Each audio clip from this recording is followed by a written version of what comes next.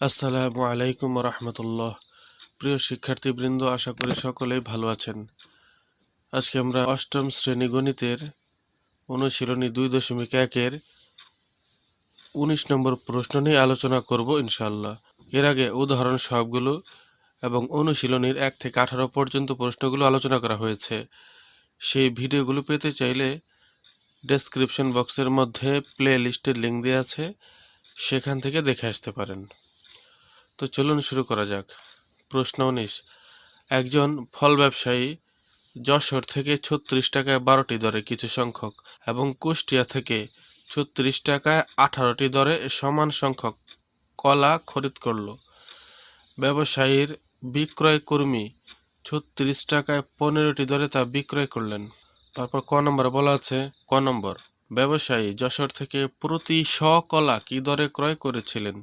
প্রতি শ মানে 100, প্রতি 100 কলা কি দরে ক্রয় করেছিলেন? খ, বিক্রয় কর্মী সবগুলো কলা বিক্রয় করলে শতকরা কত লাভ বা ক্ষতি হবে? গ, ব্যবসায়ী 25% লাভ করতে চাইলে প্রতি হালি কলা কি দরে বিক্রয় করতে হবে? বন্ধুরা, এখানে যশোর থেকে যে কিনেছিল কিছু কলা 36 টাকায় 12টি দরে, তার মানে হচ্ছে 12টি কলার দাম 36 টাকা। এইভাবে অনেকগুলো কলা কিনেছে যশোর থেকে, 12টি কলার দাম 36 টাকা, সেই হিসাবে কিনেছে। আর কুষ্টিয়া থেকে কিনেছে 18টি কলার দাম 36 টাকা, সেই হিসাবে 18টি কলার দাম 36 টাকা। যশোর থেকে যতগুলো কলা কিনেছিল কুষ্টিয়া থেকে ততগুলো কলাই কিনেছে। তার দোকানের কর্মচারী বিক্রয়কর্মী, তার দোকানের সেলসম্যান বিক্রয়কর্মী কি করেছে? 15টি কলার দাম 36 টাকায় বিক্রি করেছে, সেই হিসাবে কলাগুলো বিক্রি করেছে। বাকি ইনফরমেশন আমরা আস্তে আস্তে জানবো। ক নম্বরে বলছে, ব্যবসায়ী যশোর থেকে প্রতি শ কলা মানে প্রতি 100 কলা কি দরে মানে কি দামে ক্রয় করেছিলেন বা কিনেছিলেন? সমাধান। ক নম্বর, 12টি কলার ক্রয় মূল্য 36 টাকা। 12টি কলার ক্রয় মূল্য 36 টাকা। এই যেখানে লেখা আছে যশোর থেকে 36 টাকায় 12টি দরে, তার মানে 12টি কলার ক্রয় মূল্য 36 টাকা। এই যেখানে লিখলাম 12টি কলার ক্রয় মূল্য 36 টাকা, সুতরাং 12 নিচে 1 ডট ডট দিয়ে উপরে 36 নিচে 12, উপরে 36 নিচে 12, তারপর সুতরাং দিয়ে 1-এর নিচে 100 ডট ডট দিয়ে 100 যাবে উপরে, 100 উপরে, অর্থাৎ উপরে 100 গুণ যাবে। এখন কাটাকাটি করব, কাটাকাটিটা করবো এইভাবে, 36 আর 12কে কাটবো। কি দিয়ে কাটবো? 36 আর 12কে কাটবো 12 দিয়ে, অর্থাৎ 12 দিয়ে ভাগ করব। 12 দিয়ে 36কে ভাগ দিলে হয় 3, 12 দিয়ে 12কে ভাগ দিলে হয় 1। কাটাকাটির অপর নাম হচ্ছে ভাগ করা। তো কাটাকাটি করলাম বা ভাগ করলাম, 12 দিয়ে ভাগ করলাম, উপরে 3 নিচে 1, তারপর নিচে রইল 1, 1-এর নিচের 1 নিচে লেখা লাগে না, উপরে রইল 3 গুণ 100, এই দুইটাকে গুণ দিলে হয় 300, 300 টাকা। উত্তর হবে 300 টাকা। তাহলে 100 কলার ক্রয় মূল্য 300 টাকা। আমাদের ক নম্বরে বলেছিল প্রতি শ কলা কি দরে ক্রয় করেছিলেন? প্রতি শ কলা কি দরে ক্রয় করেছিলেন, অর্থাৎ প্রতি 100 কলায়, যেখানে 100 কলা 300 টাকা দিয়ে ক্রয় করেছিলেন। এখন আমরা খ নম্বরে যাব। খ নম্বরে বলছে, বিক্রয় কর্মী সবগুলো কলা বিক্রয় করলে শতকরা কত লাভ বা ক্ষতি হবে? খ নম্বর, 12টি কলার ক্রয় মূল্য 36 টাকা। 12টি কলার ক্রয় মূল্য 36 টাকা, সুতরাং 1 দিয়ে ডট ডট, একটি কলার ক্রয় মূল্য 36 ভাগ 12, 36 ভাগ 12, তারপর এটাকে আমরা কাটাকাটি করলে পাই 12 দিয়ে 36কে কাটলে হয় 3, 3 12 36, 3, এই যে 3 লিখে দিলাম, 12 কাটা 36 কাটা 3 হবে, 3 12 36, 3 এখানে দিয়ে দিলাম, এটা ভাগ করলে এটা হয়। একটি কলার ক্রয় মূল্য 3 টাকা। আবার 18টি কলার ক্রয় মূল্য 36 টাকা। 18টি কলার ক্রয় মূল্য 36 টাকা। এই যে 18টি কলার ক্রয় মূল্য 36 টাকা, মানে 36 টাকায় 18টি দরে, এই জন্য 18টি কলার ক্রয় মূল্য 36 টাকা লিখলাম। সুতরাং একটি কলার ক্রয় মূল্য 36 ভাগ 18, ভাগ দিলে কি হয়? 18 দিয়ে 36কে ভাগ, 18 দুগুণে 36, 18 দুগুণে 36, 2 লিখে দিলাম। একটি কলার ক্রয় মূল্য 2 টাকা, একটি কলার ক্রয় মূল্য 3 টাকা। যখন 36 টাকায় 12টি কলা কিনেছে তখন একটি কলার ক্রয় মূল্য হয় 3 টাকা। যখন 36 টাকায় 18টি কলা কিনেছে, তখন একটি কলার ক্রয় মূল্য হয় 2 টাকা। এখানে একটি কলার ক্রয় মূল্য 3 টাকা, এখানে একটি কলার ক্রয় মূল্য 2 টাকা, কারণ দুই রকম দাম দিয়ে দুই জায়গা থেকে কলা কিনেছিল। এখন উভয় ক্ষেত্রে 1+1 সমান 2টি কলার ক্রয় মূল্য 3+2 সমান 5 টাকা। এর মানে হচ্ছে এই যে এখানে একটি কলার ক্রয় মূল্য 3 টাকা, এখানে একটি কলার ক্রয় মূল্য 2 টাকা। এই জন্য 2টি কলার ক্রয় মূল্য কত হয়? এই 3 আর 2 যোগ করলে হয় 5 টাকা। 2টি কলার ক্রয় মূল্য হয় 5 টাকা। তাহলে একটি কলার ক্রয় মূল্য কি হবে? 5/2, 5কে 2 দিয়ে ভাগ দিলে কত হবে? 2.5 হবে। অর্থাৎ একটি কলার ক্রয় মূল্য হবে 2.5 টাকা, 5/2। আবার 15টি কলার বিক্রয় মূল্য 36 টাকা।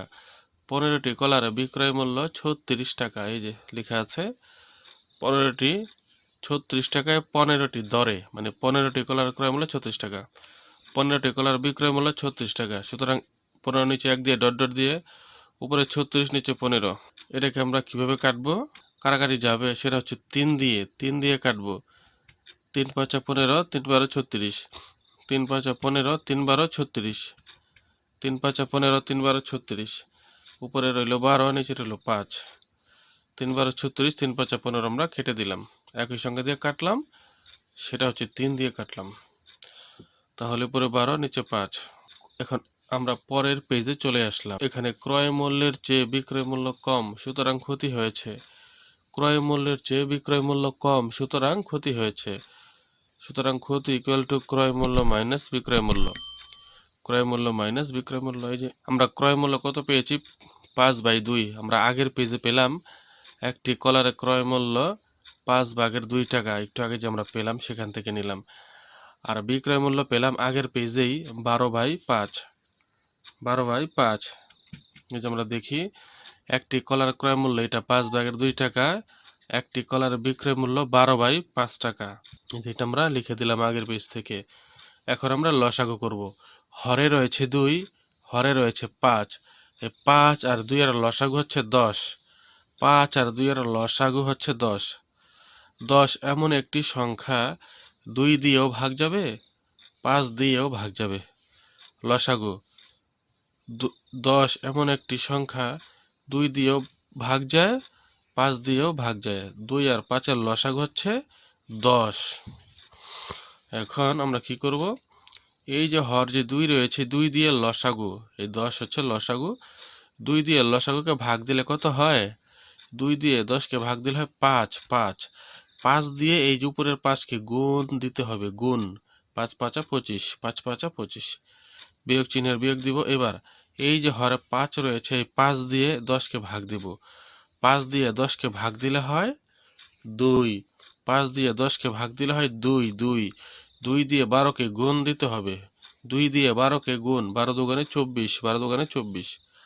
এবার 25 থেকে 24 গেলে 1 টাকা, 25 থেকে 24 গেলে 1, আর নিচের 10 থাকবে। এটা হচ্ছে 1/10 টাকা।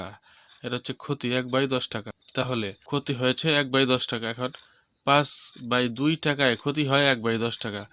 5/2 কোথায়? এটা তো আমরা ক্রয় মূল্য পেয়েছিলাম, এই যে ক্রয় মূল্য আগের পেজে পেয়েছিলাম।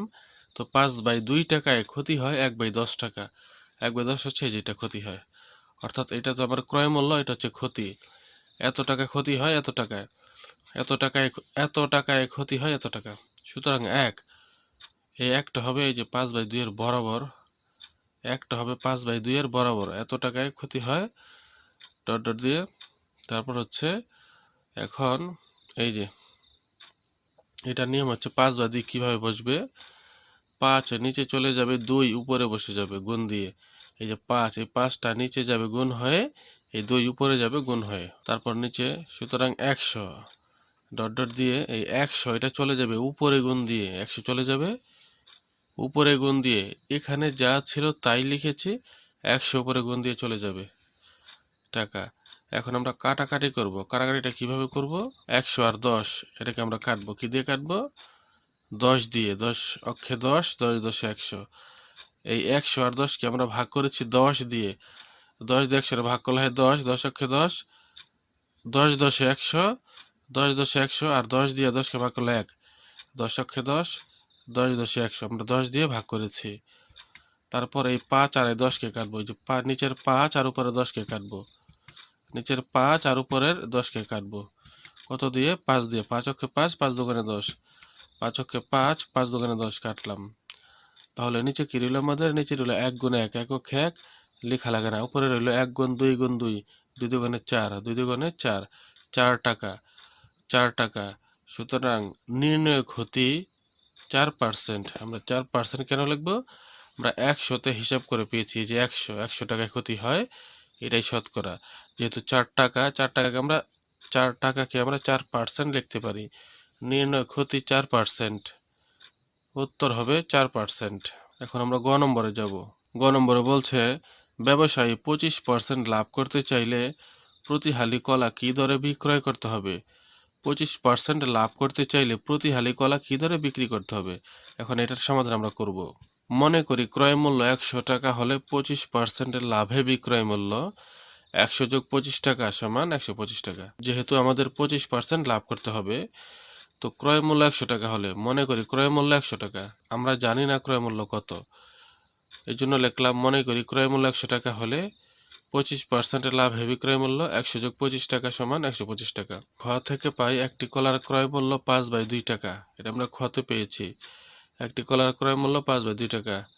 ক্রয় মূল্য 100 টাকা হলে বিক্রয় মূল্য 125 টাকা।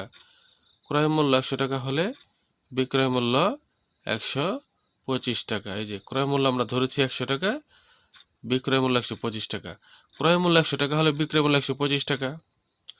সুতরাং ক্রয় মূল্য 1 টাকা হলে ডট ডট দিয়ে 125 উপরে 100 নিচে হবে, এটা ঐকিক নিয়ম। সুতরাং ডট দিয়ে 5/2 টাকা, ক্রয় মূল্য 5/2 টাকা হলে এটা কি করব? যেমনি আছে এমনি 5 উপরে বসবে, 2 নিচে বসবে, গুণ। এই উপরের 5 উপরে বসে যাবে, 2 নিচে বসে যাবে, গুণ হয়ে। 3 নম্বর লাইনে যদি ভগ্নাংশ আকারে থাকে, লবেরটা লবে গুণ হয়, হরেরটা হরে গুণ হয়। এখন আমরা কাটাকাটি করব। 5 আর 100কে কাটবো, কত দিয়ে কাটবো? 5 দিয়ে। 5 অক্ষে 5, 5 20 100, 5 দিয়ে ভাগ করব। 5 অক্ষে 5, 5 20 100 কাটলাম। লব আর হরকে একই সংখ্যা দিয়ে কাটতে হয়। এখন আমরা এই 20 আর 125কে কাটবো। 20 আর 125কে কাটবো কি দিয়ে? 5 দিয়ে। 5 দিয়ে হয় 4 5 20, 5 25 125। আমরা 5 দিয়ে কেটেছি, 5 দিয়ে। 5 দিয়ে 125টা কাটলে হয় 25, 5 দিয়ে 20কে কাটলে হয় 4। 5 দিয়ে 20কে কাটলে মানে ভাগ করলে, 5 দিয়ে 20কে ভাগ করলে হয় 4, 5 দিয়ে 125কে ভাগ করলে হয় 25।